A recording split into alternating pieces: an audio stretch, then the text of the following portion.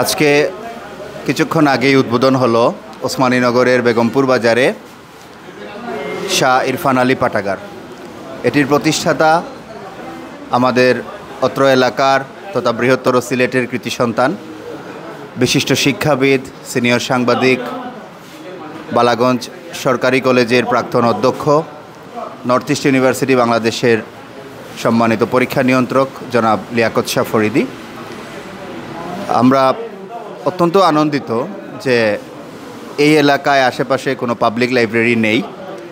একটি পাবলিক লাইব্রেরিতে অনেক ধরনের বই থাকে, ইতিহাস, রাজনীতি, সমাজনীতি সহ বিভিন্ন ধরনের সকল প্রেক্ষাপটের বই থাকে। এবং আলহামদুলিল্লাহ আমাদের এই এলাকায় অনেক ছেলে মেয়ে আছে যারা বই পড়তে আগ্রহী, বই থেকে শিখতে আগ্রহী।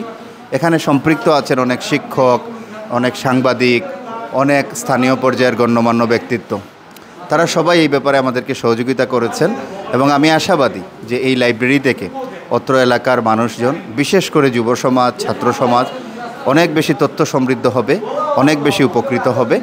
আমি শাহ ইরফান আলী পাঠাগারের উত্তরোত্তর সমৃদ্ধি কামনা করছি।